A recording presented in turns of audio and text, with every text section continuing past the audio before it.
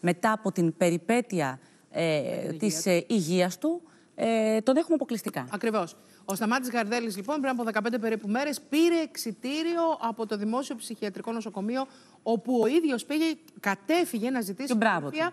Και μπράβο του, γιατί δεν ένιωθε καλά. Βλέπουμε λοιπόν εδώ. Βλέπουμε λοιπόν τον Σταμάτη Γαρδέλη για πρώτη φορά να εμφανίζεται δημόσια. Είναι αποκλειστικά πλάνα εδώ της εκπομπής μας, όπου τον βλέπουμε λοιπόν να κατεβαίνει από το σπίτι του και να οδηγεί μηχανή. Που σημαίνει ότι ξεκάθαρα ο άνθρωπος έχει επιστρέψει στην καθημερινότητά του και ασχολείται ο ίδιος με όλα όσα χρειάζεται την κάθε του ημέρα.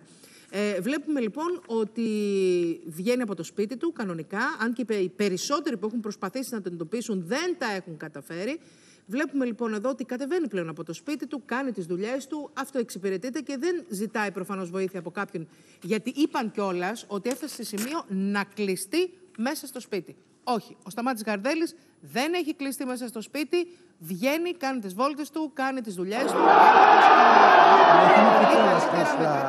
του. Μετά από την νοσηλεία είναι κάτι πολύ ευχάριστο να βλέπεις έναν άνθρωπο